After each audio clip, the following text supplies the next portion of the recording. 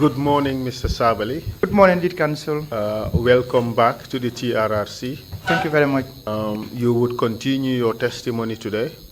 Okay. Hopefully, it may take the whole day. Okay.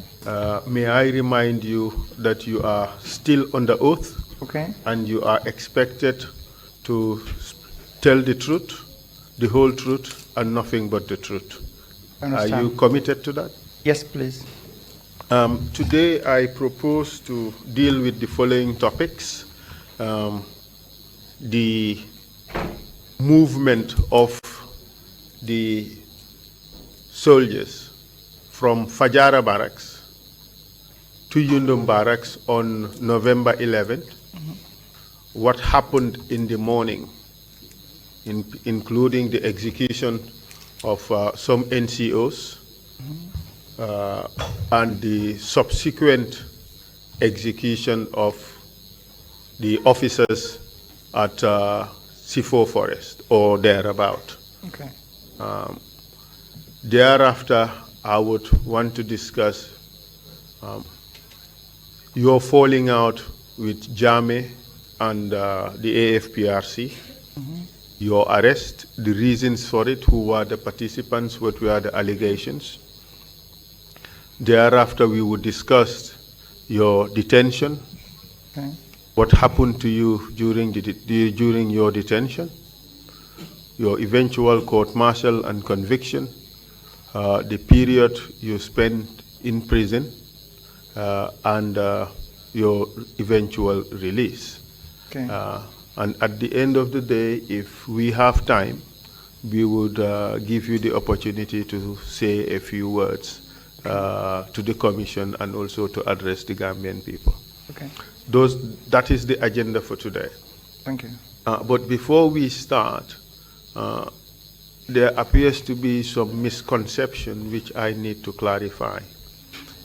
It's been suggested that you were given some use amnesty, quote unquote, in exchange for your testimony.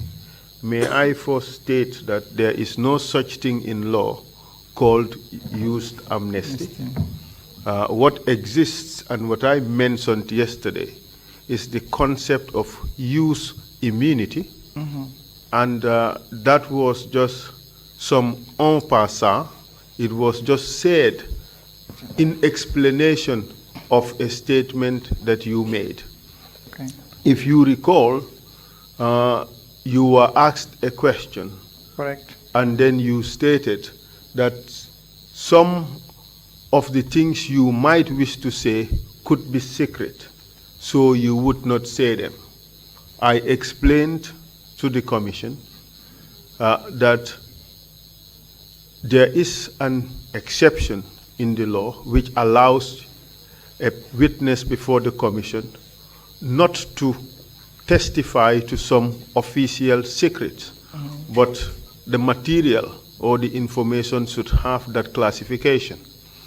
But there is another rule under which we operate, that is the rule of use immunity, because a person has a right against self-incrimination. Right. So, and there is also the rule that a person must answer a question asked by the Commission. Right. So that would cause a tension, because if the Commission were to force a person to abrogate his right or not to incriminate himself, the Commission would have to give you use immunity, which is to say that that which you say to incriminate yourself would not be used against you in prosecution. That is just an explanation I made.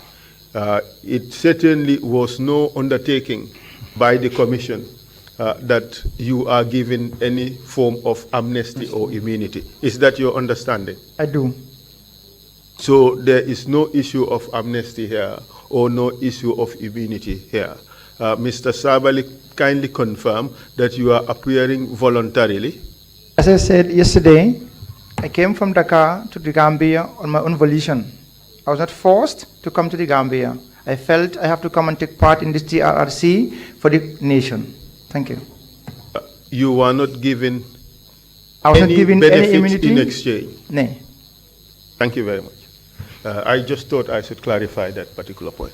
So now let's go back to the events of November 11th. Okay. In your testimony, you indicated that before you departed State House, you had a council plan to go and conduct this war and execute and kill the ringleaders, correct? Correct. You went to Yundum Barracks. You captured some soldiers. You kept them in the cell, correct? Correct. From there, on your way to Yundum Barracks, to Fajara Barracks, some of the captured soldiers were transferred to Mile 2. Correct. After capturing Fajara Barracks, you brought the soldiers from Mile 2 and paraded them at the field. Correct. And you targeted the ringleaders for execution, that is Dotfal and Basiru Baro. Correct.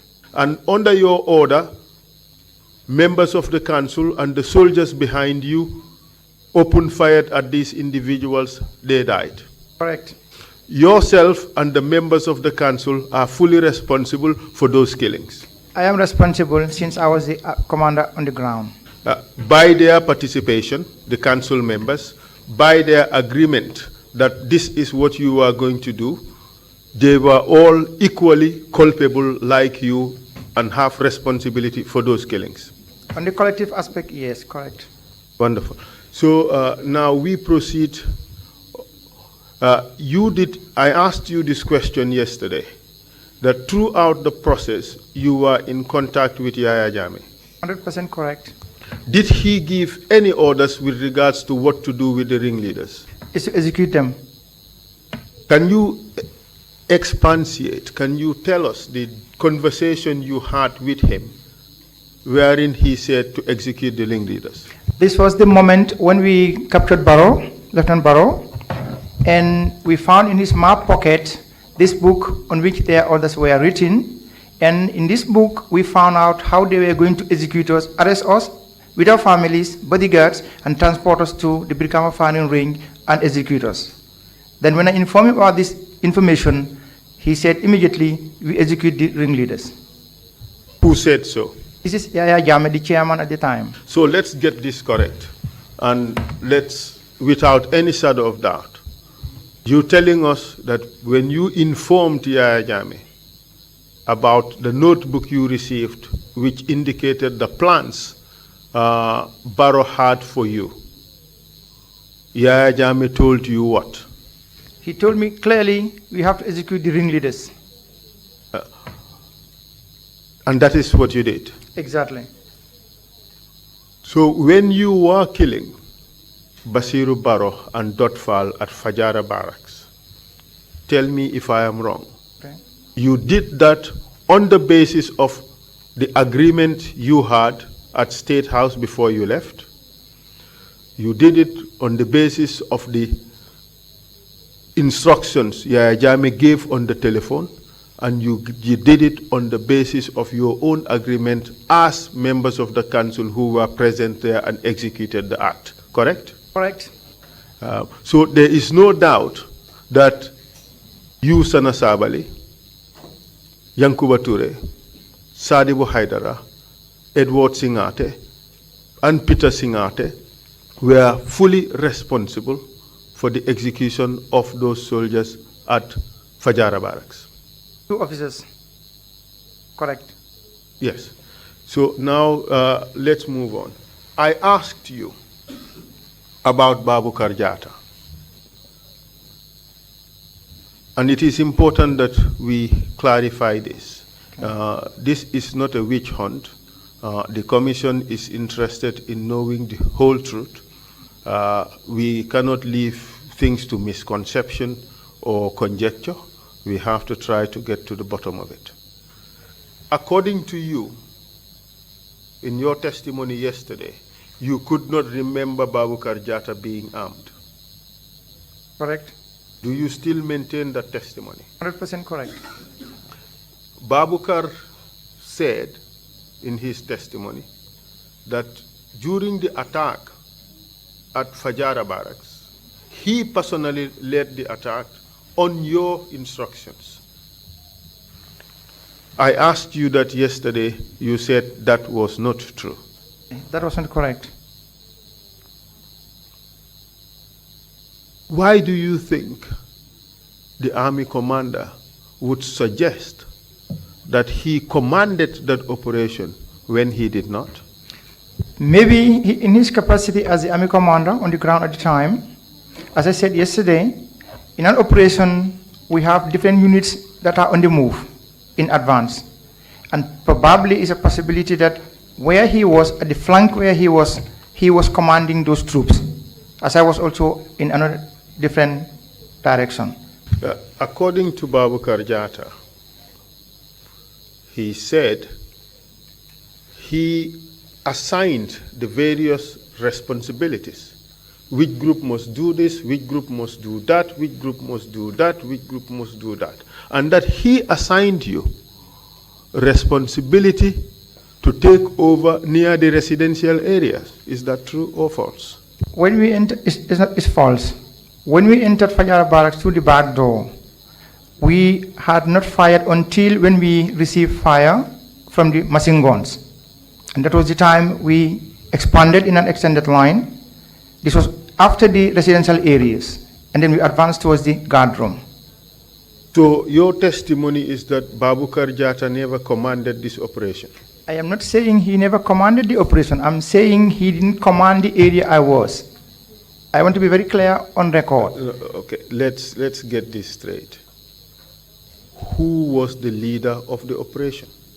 In virtue of my position, I was the commander on the ground. That is in virtue of your position. You know. That is a de jure issue. Correct. Now let's talk about the de facto situation. What actually obtained on the ground? Who commanded the operation? I was in command of the operation. So you cannot have two commanders of one operation? Of course you can. Okay, I am not a soldier. Okay. But it is certainly obvious that you cannot have two commanders of one operation. One person must be subordinate to the other. In an operation situation of that nature, you can even have up to 10 commanders on the ground. No, having commanders. Yeah. It depends on here what let me finish, Mr. Sabally. Please. You are the person there, so you are the only one who has knowledge of what happened. Before you deployed, did you tell Babukar Jatta that he should lead the operation and command the operations and that all of you were behind him? Did you tell him that? Personally, I did not, because he was not armed. And this was a battle zone. That is your recollection, that he was not armed. But do you recall having that conversation with him? I did not. Do you recall subordinating yourself in that operation to anybody? No. As far as you recall, you were the leader of that operation. 100% correct. And what do you say to the suggestion? In fact, let me rephrase. Was there a time during that operation when you needed to make a call to Jame? From Fayar Barracks? Yes. No. Just as you were about to enter Fajara Barracks? No. You did not make a call to Jame. Do you know a person called Sisawa Fati? Sisawa Fati, yes. Was there any occasion when it was suggested that a call be placed to Jame and Babukar was so shaking that he could not even place the call? Do you recall that? Maybe in Yundum Barracks, but in Fayar Barracks, no. All right. And I will come to that later. I will explain this issue of this call. There was a communication failure. All right. But you're saying it was at Yundum and not Fajara? Not Fajara Barracks. Okay, good. So as far as you're concerned, did Babukar Jatta play a major role in that attack in Fajara Barracks? As far as I'm concerned, since he was not armed, negative. But on the issue of being armed, he said he was armed. He had a pistol. Okay, that's what I'm saying. Personally, even me, I had two pistols under my uniform. But it's not easy to see, to be seen, rather. That's right. But So let's not pin it on whether he had an arm or not.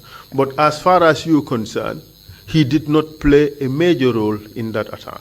If he said he had, that's from his side. But as far as I'm concerned, as I said, it was an operation, and I would not send anybody who was not armed ready for battle in such a situation. So would it be grandstanding on his part for suggesting that he led the attack? Could you explain to me this grandstanding, the correct meaning, please? Could you enlighten me more? Is it just being braggadocious? He is trying to show off, put himself in a position that he certainly was not at the time. No, I don't know about Karjata with such attitudes. Definitely not. I would not lie about his attitude. So you think, therefore, then that would you be able to suggest what you think is a reason why he claimed something which you dispute? Certainly, I know maybe he must have controlled part of the flanks. This I can give the benefit of the doubt. He must have done that. And he could not have done that certainly without a weapon. Maybe. Since he said he was armed, of course, then he could do that. Okay. All right. When Babukar Jatta arrived, did he know that the ringleaders were to be killed? No. Why didn't he know that? Well, as I said, I called him to inform him about the situation, that he was going to be arrested if he doesn't leave his house within 2-3 minutes. And then I sent JCB Mendy and Dembo Jiwa as a driver to go and pick him. And then they picked him and brought him. Under the circumstances, there was confusion. It was a battle zone. And you don't have time to explain certain things. He left Yundum Barracks with you to Exactly. Fajara Barracks. Exactly. According to you guys, you fought the war, and the few hours war was over, you took over the barracks. Correct. Men were paraded and executed. Correct.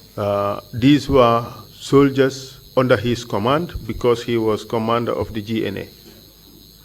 Did he stop the operation? No.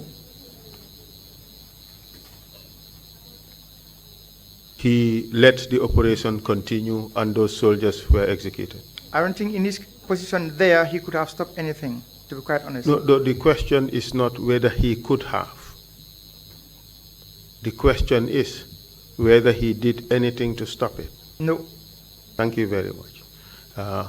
So then you left Yundum Barracks. Where did you go personally? To Fajara Barracks. From Fajara Barracks, Yes, from Fajara Barracks after executing Dotfal. I went to the and radio Barrow. station, Radio Gambia. It was before 7 o'clock, and I relayed a news on Radio Gambia, explaining the circumstances, what had happened the previous night. And what explanation did you give? I gave to the nation that there was a coup attempt, and then we have foiled the coup, and some soldiers have died. And I did apologize to the people of Bakau, especially for the sleepless night. Did you apologize to the families of those people, the loved ones who were executed? On this particular night, no, we saw them as enemies. You did not see them as captured soldiers who were to be treated humanely? Honestly not.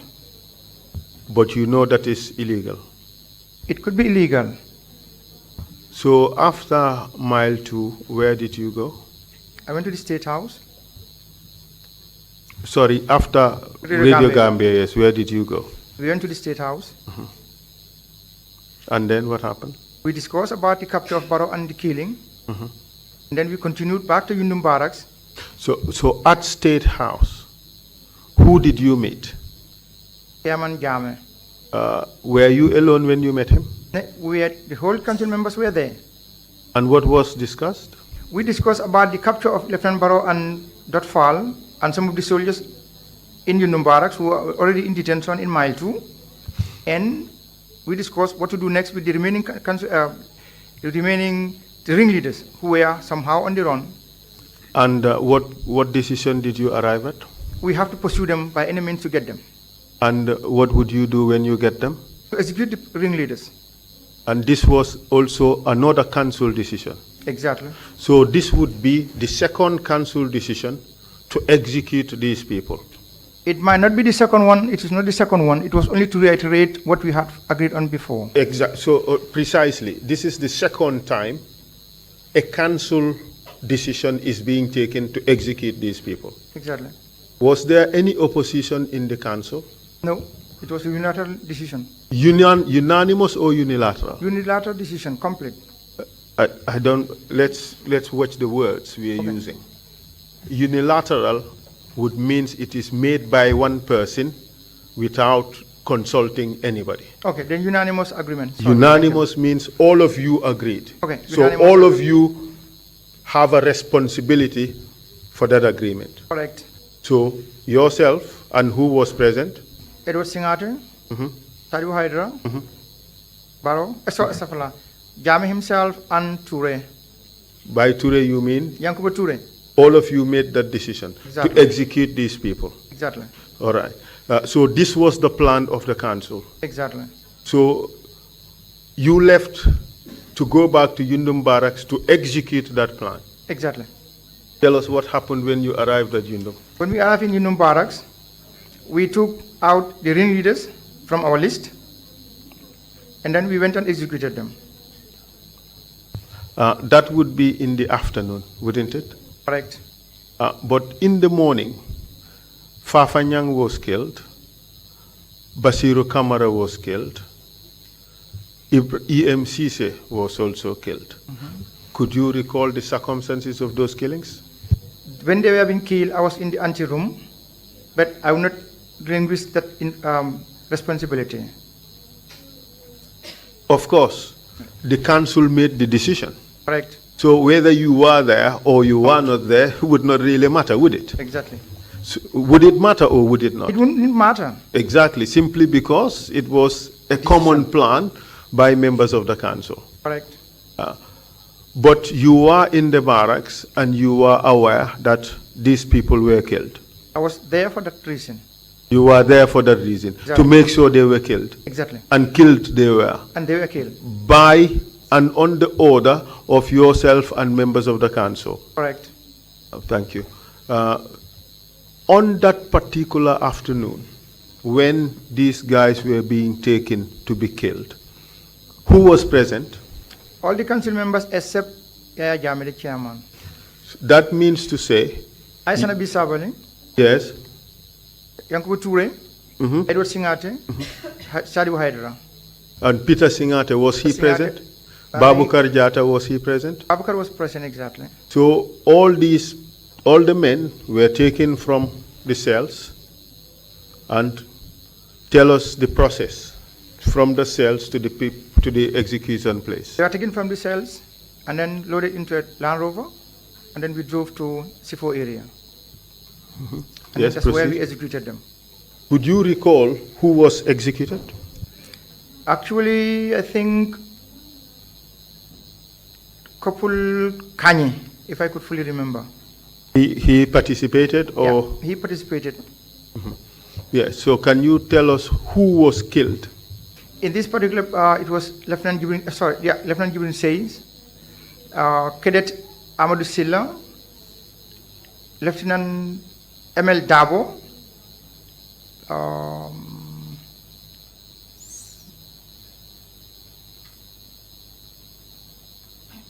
I think Dromi across. Bakari Mane, Genau, Nyancho, Bakar Mane, Abdullahi Ba, Blaiba, a chopping, genau, correct. and who else is it, Judge? There were 6. Buba Jame, Uba, I didn't know him before. I couldn't remember exactly. Lieutenant Buba Jame from the Gendarmerie. Yeah, that's what I'm saying. I didn't know him before. I cannot recall exactly if he was there. But Yes, since he was killed, yeah. He was there. Okay. What do you say to the suggestion that these people were killed simply because they tried to provoke the council members? Provocation? No. A coup can never be provocation. Okay. Especially where live ammunition is taken. Exactly. No. When you took them to the firing range, okay, before you left, there was a meeting in the anteroom, correct? Correct. And in the anteroom, it was decided that these people should also be executed. Correct. And Babukar Jatta and Lamin Marong were present in that meeting. No, I can't remember that. The day before, of course, when we went to talk to them, yes. No, this is at the anteroom. Let me read out from the statement of Momodou Marong, Okay.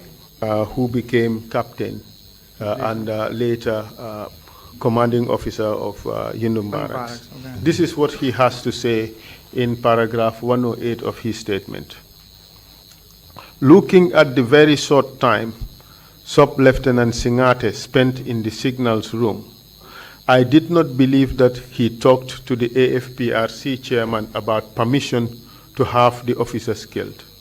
I believe he went in the signals room to get the telephone wires that he would later use to tie the hands of the officers that would be killed.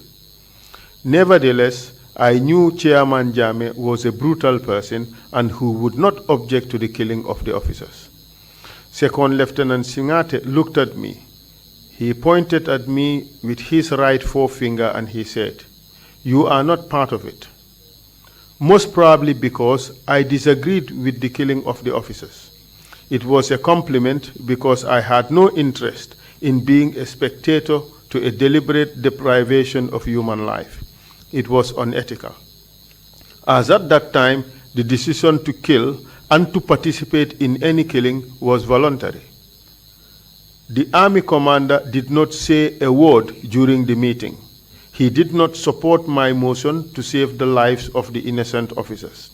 He simply followed the AFPRC officers as if he had no duty to speak on behalf of the officers. Is that true? I said no. The last time I saw Lieutenant Morong was on the 10th when we went to the camp to talk to the soldiers. For your information, Babukar Jatta did confirm that yes, there was this meeting and that he did not say anything. I'm not saying there was not a meeting. We were in the anteroom, but I did not see Lieutenant Morong. That's what I'm saying. This is what I'm trying to suggest to you. Babukar Jatta did confirm that Marong was present. Okay, if he confirms that, I take his word. But what I'm trying to drive at here is, while you were at the anteroom and you made this decision again that you are going to execute these people, this would be the third decision or the second confirmation of the first decision. Did Babukar Jatta say anything? Did he stop it? No, he didn't stop anything. He did not say anything. No, he didn't say anything. It was voluntary to go and be present or participate in this issue. That he could answer himself correctly. No, you are the head of the operation. Did correct. you compel anybody to follow you and participate in that? No, if there is any if I had compelled him to come, was the only time I called him to save his life. So you did not compel him to join you to No. go to the forest? No. So he went along voluntarily? It's possible. Knowing fully well that these people are going to be executed? 100% correct. So when you arrive at the place of execution, did Babukar Jatta say anything? No. Did he tell you to stop it? No. Did he tell you that it was illegal? No. Did he say he was not going to be part of this? No. And the boys were paraded Exactly. and executed. Correct. Who gave the command for the I, execution? Sabally. And your council members, did they participate in the execution? Everybody participated in the execution. Yankuba Ture, Yes, correct. Sanna Sabally, Correct. Edward Singate, Correct. Peter Singate, Correct. Sadibu Haidara. Correct. All of you participated All in of the us. execution. All of us. What would you say to the suggestion that Yankuba Ture was not there? I would say it is a lie. So, after the execution of these men, what did you do with the bodies? We took them back into the vehicles and drove back to Yundum Barracks. Who made the decision to take them back to Yundum Barracks? I made the decision. Who made the suggestion, if you could remember? Ne. What would you say to the suggestion that Babukar Jata suggested that they be taken back to Yundum Barracks for burial? But if he had not taken part in it all along, how could he say something at that particular juncture? No, he was there. Yeah, he was there, of course. He was the army commander. He went along knowing fully well that there's an agreement to go and execute these people. Correct. Wouldn't that make him part of it? Of course. Exactly. So did Babukar suggested before the commission, if my recollection is right, that he said, let's bury them at the barracks? If he had said so, Babukar, I have never known him for lying. If he had said so, I would 100% go with his word. Exactly. So, and according to him, the rationale was so that the dead would be safe. Quite an irony.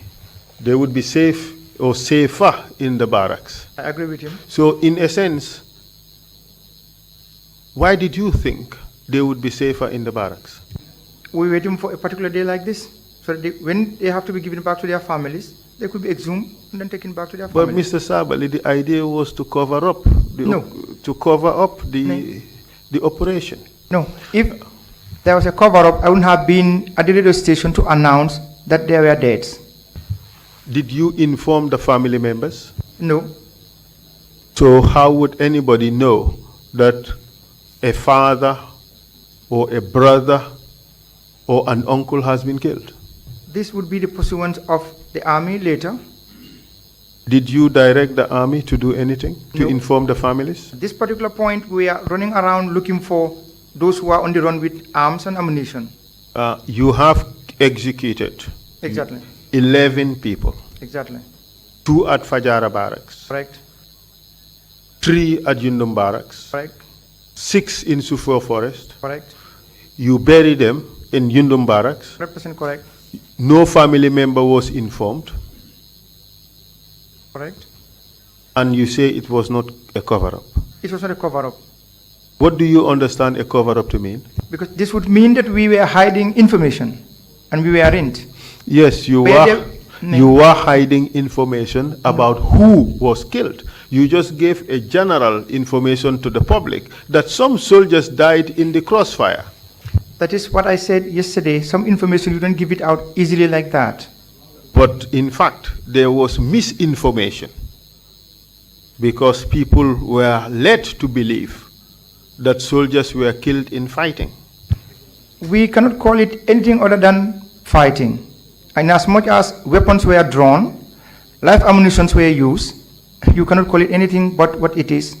Yeah. So as far as you are concerned, fighting continues way beyond the point when people put down their weapons. In your head, fighting still continues. In the military, we have battle drills, and we just go to the last one, for example.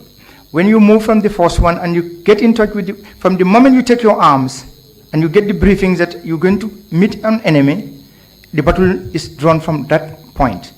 And along the line, you can come in contact with the enemy, firefight starts. At a point, you have to stop, that is the lull come down of the fighting. You search for your own dead and wounded, your equipment, and then you reorganize. From this reorganization, it's possible fighting could still continue. And here, most of them were on the run. They have arms and ammunition, and they went into residential areas. We have no choice but to pursue them wherever they were.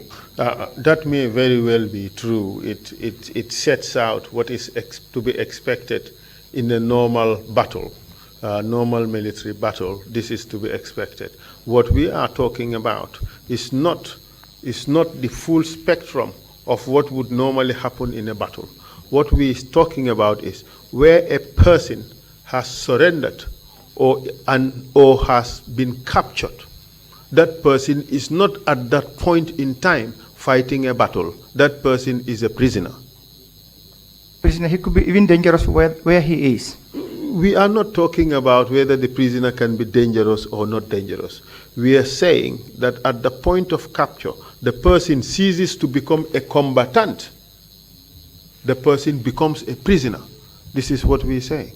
What distinguishes the military and the civilian is not the uniform, but what is in the mind. Okay, well, is that the mindset you personally have, or is that the mindset of officers of the Gambia National Army? This is not, here we are not talking about specific army, we are talking about general. If that is the mindset of officers of the Gambia National Army, don't you think it is quite worrisome? We are not talking about the Gambia National Army, I repeat. The Gambia National Army is a professional army, and today is more professional, if I would add that adjective there. Well, what you did on that day of November 11 is far from being professional. It's nothing to be proud about.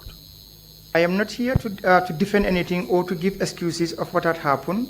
I understand lives were lost, but here I am asking that... No, lives were not lost. People were murdered. If you say so, yes. All right, so let's move on. Let's move on. The bodies were taken back to Yundum Barracks. Correct. Were they buried in your presence? No. Why not? I gave the orders that they should be buried. What type of burial did you order to be given? I only said bury them, and we left for the State House. You are a Muslim, Mr. Sabally, aren't Correct. you? And those days you were also a Muslim. Correct.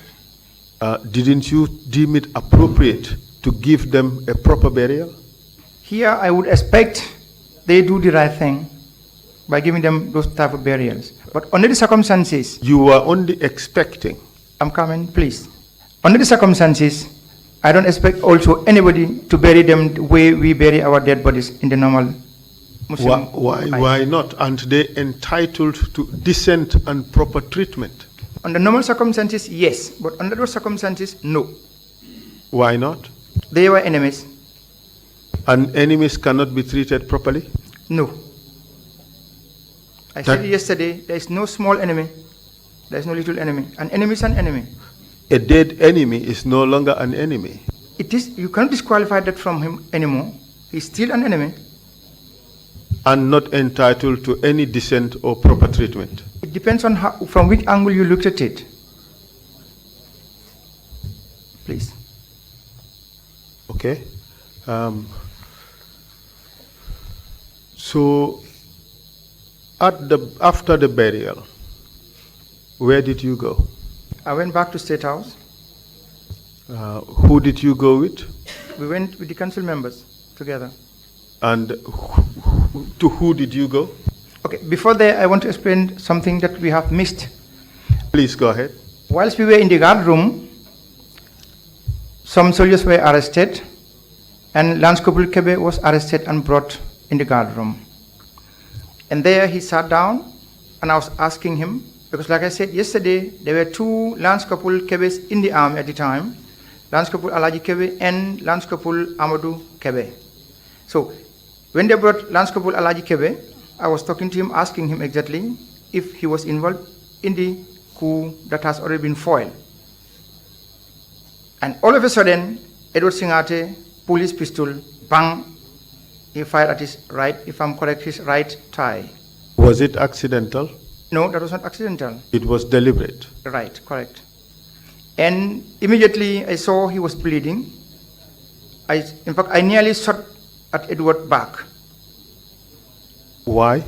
Yeah, because it's human, it's instinctive. It just came like that.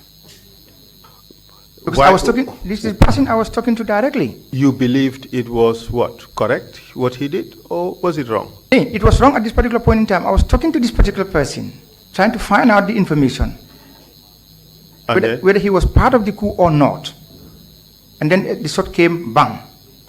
Did you feel offended because you were questioning the person? It's not feeling offended because I was questioning the person, because I felt he should have waited until we established the correct information that he was part of it or he was not part of it. That was my mind. So there was, your suggestion is you have not yet established a basis Correct. why he should be shot. Correct.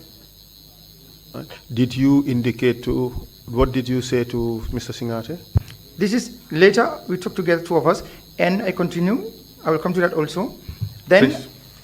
I attended Alaji Kebe's food, Thai. I applied tourniquet immediately. I carried him to the infirmary, the clinic in the hospital, in the camp there. And then I asked the duty driver, the ambulance, and the medic on duty at the time to rush him to the hospital so that they could attend to him. Why did you do that? It's human. It's a rare display of kindness on your part. As I said, in battle, anything can happen. But do you think that Mr. Alaji Kebe was the only person who deserved that kind of humane treatment? No, he was not the only one. But at this particular point, it was instinctive that it has come up that I should attend to him, and I did. But you led other helpless individuals whose hands were tied behind their backs and executed them. The difference is, for me, they were ringleaders. Thank you very much. Please. Kebe was taken to the hospital, and he was attended, and he was brought back, and he joined the detainees. All right. And why was he detained? Because later we find out that he was part of it. He was the one who was at the airport. But he was not executed. No, he was not a ringleader. That's why he was not executed. Correct. Okay. If he was a ringleader, he would have been executed. I would have done it myself then. Thank you very much. So from Yundum Barracks, you went to State House. Correct. Tell us who was present at that meeting at State House. We were the council members. We were present, all of us. Kindly name them, please. Lieutenant Jame, the chairman at the time. Lieutenant Sanna Sabally, Edward Singate, Yankubo Ture, and Sadibu Hydra. And what was the discussion about? We discussed that we have killed the ringleaders, those who we had apprehended, and we have executed them. Mission accomplished. Not complete yet, because... Mission accomplished with regards to the ringleaders. Correct, but some were on the run, like Lieutenant Binaminte was on the run, Sajak Al-Juf was on the run, and they were armed and dangerous. So we have to pursue them to find out where they are. So you had a debriefing meeting in which you looked at your achievements and you were satisfied with the fact that you have executed 11 officers. Correct. Did anybody raise any form of consensus objection to what has happened? Within the council members there? Yes. In what form, if I... Did anybody say what we did was wrong? No. Everybody supported the decision. As I said, these were enemies. If they had had the chance to get us, we would have been dead bodies at that time and buried at the Brikama firing range. But that was their mission. What would you say to the suggestion that some council members were not present during these executions? I would want to know the person who would stand and tell me I was not part of that meeting. What would you say to that person? He is lying. Thank you very much. So now that concludes our discussion of November 11. Now let's move on to your time. Mm-hmm. Did I go past the time? Oh, okay. All right. What time is it? Okay, 10. Okay. Okay. So now let's move on to post-November 11. Okay.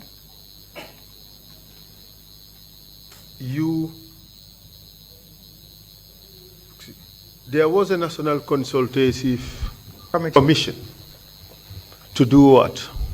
This NCC was established to sensitize the public or to ask for information from the public as to how long they would want the council or the Armed Forces Professional Council government to stay in power before we could hand over to civilian rule.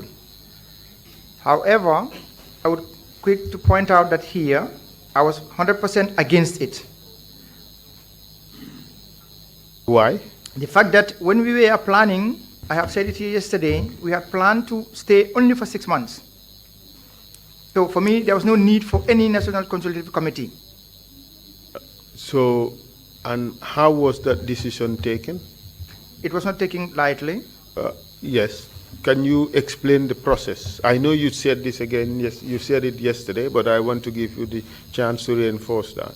In the meeting where we discussed about it, to form this NCC, as I said, I gave my word clearly. We had sworn into the Quran and the Bible that we would stay in power only for 6 months and then bring in a civilian government. Even if it was going to be at this point a caretaker government, this is what we are supposed to do. And then it went on, we discussed, we didn't come to agree that it has to be formed. And I was one. And then we formed the National Constitutive Committee, and then they started their job. Along a line, I think they were in Kaur or Kuntaur, I cannot remember exactly, but if Captain Bojang, Mudu Bojang, who was the commissioner at the time in MID, he could attest to that. I got information that he was interfering in the way of the NCC, how they were working, or from the other end, the way the public was giving their views that we should go back to barracks immediately. And then I called him, I told him, stay out of it, let them decide what time we have to stay in power. Mr. Sabally, I just beg your pardon. I have to take you back to November 11, just on one important point of clarification. Okay. Like I said, people have been adversely mentioned. It is only fair that we elicit evidence which would put the matter to rest. Okay. Which would show clearly whether some of the things we heard are true or they're false. False, correct. We've discussed Babu Karjata extensively, but we have received information that Mamadou Baji, who is currently the National Security Advisor, we've received information that he was present at Yundum Barracks or at Fajara Barracks. What is your take on that? I was going to come to that when we started giving out the commissioner positions. Captain Mojubadi was never near the combos, let alone at the Fajara Barracks or Yundum Barracks. It is totally false, completely. Thank you very much. At the forest,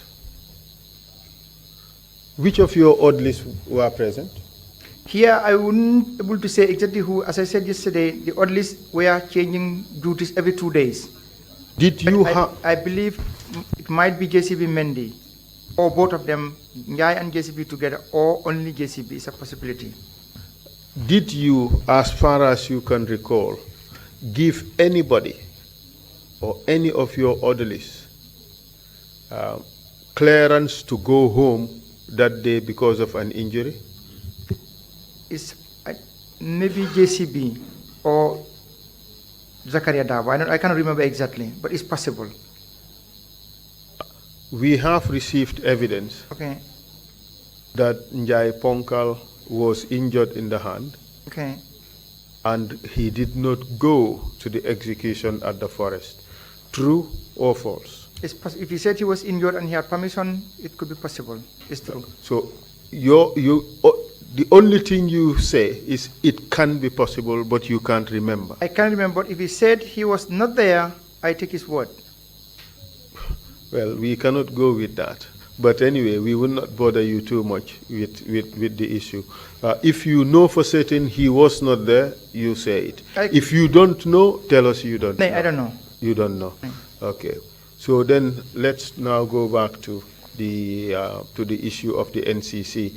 It was just important that we clarify these two things, because it's important that people are treated fairly, they are treated properly, so that at least we get the relevant evidence from eyewitnesses and be able to make a decision one way or another. So now let's proceed with the issue of the NCC. You are telling us about the activities of Mamadou Bojang. Exactly. And there I told him clearly, hands off completely from this issue, let the NCC do their job. Among the council, were you all in the same wavelength with regards to the future of the AFPRC? Actually, during the preparation and planning concerning the time of stay in power, we had all agreed at that particular point that we stay for 6 months. And after the 6 months, we would make a bargain or we talk with the government to come in so that we go on abroad for further studies. As at December or say early January 1995, was that position still popular amongst members of the council? No, it was only by me and Sadibu Hydra. How about the others? What was their position? I couldn't tell exactly, but they were not welcoming for us to stay only for 6 months. And what was their proposition? It was going to continue. So they wanted to perpetuate themselves. They wanted to remain in power. Yes. That's that would be correct. That's your testimony. Correct. All right. Can you tell us what happened around 26th of January, 1994? Right. On the 26th of January, I think it would be around 2, 3 in the afternoon before closing, shortly before closing. I had migraine, and I called the doctor from Sukuta, Dr. Asan, and he came and checked me, and he said, "You have to go home and rest. You are not resting." So I left for home. And later, Akibai, who was my permanent secretary, he brought me the NCC draft report, which was submitted on that day. And I called with Jame, and we said, okay, tomorrow morning, before we do the council meeting, we looked at this draft report from the NCC. And then the next morning when I come, I was already arrested and in mile 2. Let's talk about the process of your arrest, because that one too is important for the commission. Okay, sorry, on that Thursday, before I left for home, I had a delegation that was Baba Job, Jabate of the police, Fodebari of the police. Which Jabate? I think later he would become a minister, I think. I don't know his name actually or his nickname, but I know he was Jabate from the police. What was his profession apart from being police? I think he would have been in the CID. I can't tell exactly, but he was more close to investigations and with to the NIA at the time, or yeah, I can't tell exactly. I don't want to lie about that. Which ministry did he head? Ultimately, you said he became a minister. I think he became a minister. It's just trying to give out the exact person I wanted to say he was. Which ministry did he serve in? I think maybe Minister of Justice, if I'm right. So that would be Baba Dinding? I don't know his real name. Lamin Jabate? I don't know his real name, to be quite honest. Okay. He worked with who? Who did he work with closely at the time? In this meeting, he came with... No, the question is, who did he work with most closely as at the time you had that interaction with him? This was the NIA at the time. Which personality in the NIA did he work with closely? These were the information, that intelligence unit that brings information to the State House. Who was his main partner? Marena. You mentioned Fodebari as well. Do you know whether Jabate and Fodebari worked together? This I can ascertain. You cannot ascertain. But the person that came to your office was called Jabate. Exactly. Okay. Do you remember how he looked like? Could you give us a description? You've told us Jabate worked with intelligence, NIA, Ministry of Justice. Those are the 4. These are my recollections to try to pinpoint exactly the person I'm referring to. Okay. I may be 100% wrong on that side, but do you know from where about this country he hailed from? No.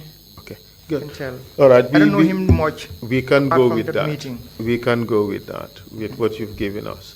That is enough to be able to identify the person. You don't know the name, so you can't confirm or deny my proposition. So, you said Jabate and Fodebari came. Did they come with anybody else? Baba Job. Baba Job. And Sol Ndao. Sol Ndao, yes. Exactly. And in this meeting, it was Baba Job and Sol Ndao who said, or they were making a proposal that we establish the 22nd July Youth Movement. And I told them clearly, I'm not against the formation of this 22nd July movement, but my time was up to leave the council because my 6-month term was already there. Did they see anything else? they saw it strange, but I think they understood. I think Soldau in the end said, you have to go, but we should have stayed. And then they tried to explain how Baba Job was trained in Libya and Soldau, how they were organizing these things so that we can consolidate as a civilian government. But I said, no, at the end of the 6 months, I have sworn into the Quran, I will not go against this firing. So you indicated your determination to leave. Exactly. Whether AFPRC remained or not. Certainly, yes. So what happened after that? I went home. I got the National Council Committee report. This is the draft report for that day. And then I called Jami and said, we discuss it tomorrow before we sit in the council meeting. Because for him, it was like the term given was 2 point. Are you with me? Okay. Yes. The term he was looking for was 2.5 years, 2.5 years, meaning 2.5 years. And I reminded him clearly on the telephone that we had sworn into the Quran and the Bible that we are going to hand over after 6 months. Was he happy when you said that? He said, until we see tomorrow. Okay. And what happened the next day? The next day, we went to work. I was in the office. I was writing a letter to my cousin. And then he called on the intercom. Come to my office. I took the stairs upstairs. And when I come into the corridor, okay. Before this, what was your relationship like with Edward Singate? Okay, if I should fast track it the next day, that very Thursday, later I'd have to recollect and put dots together. Then I knew, that was. What did you know when you connected the dots together? Because he came that evening, in the morning, he said, we have to hand over the weapons because the civilians are afraid of these weapons in the State House. And of course, we are dealing with civilians. So I complied. I said, okay, I'll bring the weapons in the afternoon. So when I went home, I asked the guards to bring out these weapons, clean them, and take them back to the armory in the State House where they belong to. And Edward Singate, on this particular evening, he visited me in the Fajara residence. But for me, later I come to put the dots together. He was there to confirm that we had no weapons. For what? In the event, if there was to be a fighting between me and them, then they would overpower us. And what happened on that Friday? On that Friday, as I said, I went to work, normal. I was writing a letter to my cousin sister, and then Jame called in the intercom, and then he said, come to my office. For me, since we called the previous evening to discuss the NCC report, the draft report, before we sit in council, I found it necessary and normal, and I went. Immediately I arrived in the corridor. How did you go? Did you go alone, or did you go with your guards? I think JCB would have been behind me. I never went there alone, but they stopped always in the security room. Were you armed? Of course, I was armed with my pistol. So tell us what happened when you arrived at Jame's office, his area. When I arrived in the corridor, already his soldiers were there, the bodyguards were there, they waited for me, and then they arrested me. Could you describe how and who was there? Khalifa Bajinka was there, Almamo Mane was there, Bakari Kamara was there, Malafi Kaur was there. Other soldiers, I don't know them from the TSG. Musa Mane was there. Musa Jame was there, commonly called Malyamungu. Lamin S. Kamara was there. He was the bodyguard to Lieutenant Singate. And I think Samba Jallo was there, the driver to Edward Singate. Bach. Exactly. These were all very big guys, huh? Yes. They overpowered you easily. Correct. And what happened to your arm? They disarmed me. They tied me down. And then. Do you mean by that? They tagged me down? They weighed me down, meaning they brought me down. And then they tied my legs and my hands together. And then shortly, maybe 3, 4, 5 minutes, Sadiq also walked into the same trap. He was also overpowered. and arrested like myself. What was Sadibu's position with regards to the handing over to civilian rule? He was on my side. He too was adamant that We have 6 to go. months, no more. We have to go. Why do you think he was arrested? Because I was arrested, he would have to be arrested. And after your arrest, immediately after your arrest, what happened? Then we were brought down through the office of Jame at the time, then to the back door into two waiting vehicles, and then. Did you see Mr. Singate at the time of the arrest? Actually, at that point, Singate, when we were arrested, even before we were marched through the office, Singate came, and then he pointed the pistol right on Sadibu's forehead, and I told him, "Do not fire." And then he lowered his pistol down and then went back into the office of Jame. That was the last time I saw them or saw him.